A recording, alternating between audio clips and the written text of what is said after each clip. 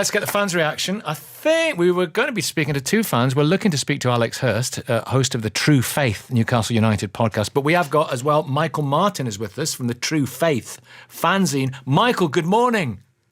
Hi, everyone. How are you? Fine. Listen, True Faith, you must be saying, "Allez blinking Lulia" this morning. Something like that. Probably not as politely, but yeah, I think I might be the only sober Geordie that you could get your hands on. Yeah, what was the atmosphere like yesterday? Assets of £250 billion. It makes you one of the richest clubs in the world. Here we come, Premier League title. Yeah, it's nice, isn't it? It means that the club can start fulfilling its potential after being in lockdown for 14 years. You know, being treated disgracefully by Mike Ashley, who we're really pleased to see the back of. And it's a new era for the club. It's probably a complicated one for the reasons that you said, but those are issues for the government, for other people rather than season ticket holders on the Gallagher end, in my opinion. Are you a sleeping giant? I think you are. Some people don't. We've been hearing people saying, oh, for goodness sake, what?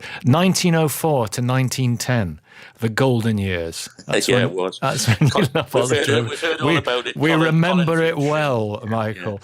Yeah. 1955, the FA Cup, Fairs Cup, 69, basically UEFA Cup, Nations League.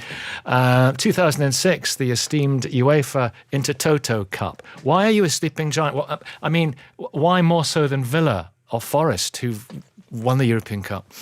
Yeah, well, they're fine clubs, and I'm not going to say anything negative about them. My loyalty is to Newcastle, but what I would say about our club is that it's always been poorly run. It's never really been operated in the way that it should be for a long time, probably since the 50s, when we won the Cup 3 times and we were a really powerful club at that time. We missed the boat with the 60s boom in football. We never really appointed a proper manager until after everyone else. So there hasn't been that vision, that strategy, and there hasn't been that investment behind the club. But you know, the North East is a hotbed of football. Look at all of the top sides. They've either been managed by people from the North East or had prominent players within them.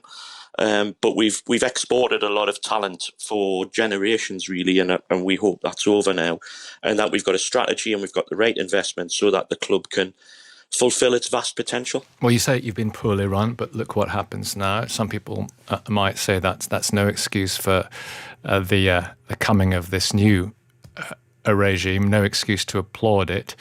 I mean, to be fair, I was thinking of the great Newcastle players this morning, you know, Keegan Beardsley, Jackie Milburn, Shay Given. We're speaking to Shay later on. Ginola, Hughie Gallagher, Malcolm McDonald. I saw Malcolm McDonald play at Tynecastle. Fantastic player, Gaza. But listen, let's get to the other stuff.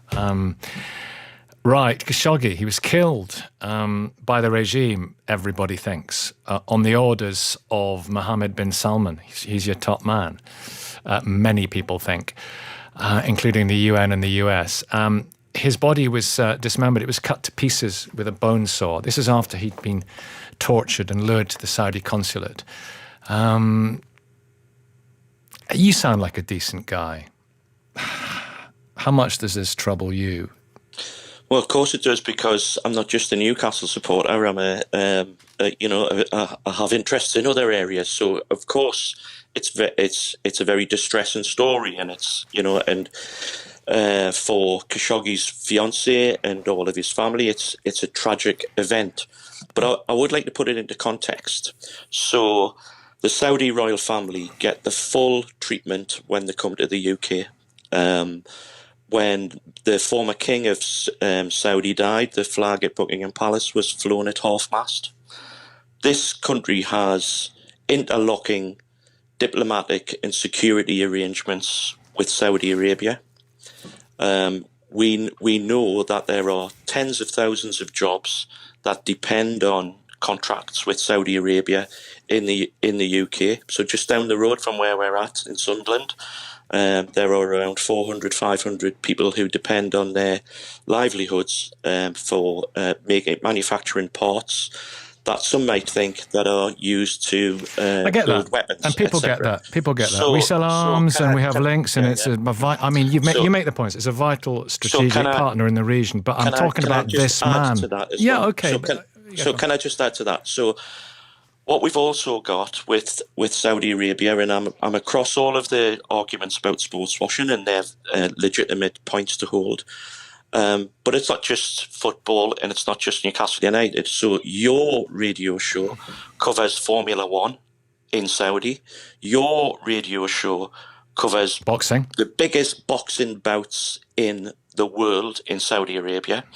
Qatar, who will host the World Cup next year, who are largely believed to have got that tournament on the back of corruption, and whose treatment of workers in Qatar building those stadiums is largely held up to be abysmal, also have a company called BeIN, which put around about 500 million quid into English football every year against that, in the latest contract. Listen, you make the case really, really powerfully, and I look forward to hearing what our listeners say about it. And I made all these points earlier on. But there's a huge kind of moral quagmire here, isn't there, Michael? Absolutely. If he comes, though, Mohammed bin Salman has got 80% of this, hasn't he? And he is the Saudi state. They're saying, people are saying the PIF and the Saudi state are different things. They are inseparable. You know that. Clearly you're a highly intelligent man. You know that. And I know you're not completely morally blinded by this.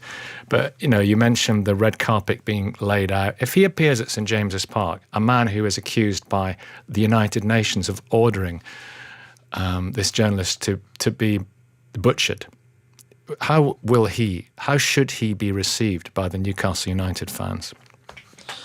Well, I think he should be received. I really don't know the answer to that one. It's very, very difficult. But I also think it's a very, very unfair question to point at a football supporter, given that the red carpet will literally be rolled out by the Queen, and he will be welcomed into Downing Street as well. So I think it's a very, very unfair situation where the media are putting these kind of dilemmas to people like me who are football fans. Well, you just laid out the political arguments very clearly, very concisely, and very powerfully. So I was just kind of taking your lead, really. Let's get back to football finally. Okay. What does it mean? How long till the Premier League? How long till the Champions League? What is it? Well, Steve Bruce, obviously, he's going to be, maybe not in the employment for too much longer.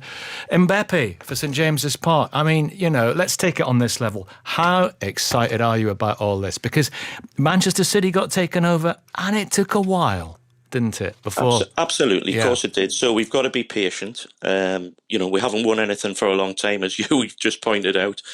So we can wait a little while longer. But what we can see is some investment coming into the football club, but also the town. And the town and the region as well, because without breaking into the first verse of the Jarrow song, ours is a region which has been neglected by successive governments. It hasn't had the investment that other parts of the country have had, particularly London and the southeast. We are forgotten. We're a forgotten corner of the country, and I hope that we get plenty of investment coming in to make the life chances and opportunities of the people who live around here. There is that, and the local MP, of course, is cock-a-hoop. He thinks, the Labour MP, he thinks that the whole thing is fantastic. That's Nick Forbes. Give me one name, finally, Michael. I've really enjoyed talking to you, by the way. Give me one name, one signing, right? Well, the manager will be probably the most important signing. I was very, very fond of Rafa Benitez. I know he's committed to Everton now. That will be the most important signing. So that's not for me to decide. That will be for Amanda Staveley and whoever is on the new board, which we don't really know about at the minute. So for me, the manager is the most pivotal signing. But it's not just one personality. There will be a director of football. There will be a whole range of different appointments. And we want is the best that we can get. We'll see what happens over the next few years. It's, at the very least, fascinating. Michael Martin, thank you, from the True Faith magazine. Sorry I'm running a bit late. Rachel, do you want to say, I think you want to say something here? I just want to put across the views of some of our listeners this morning, in particular in relation to the migrant issue. This one here, please come to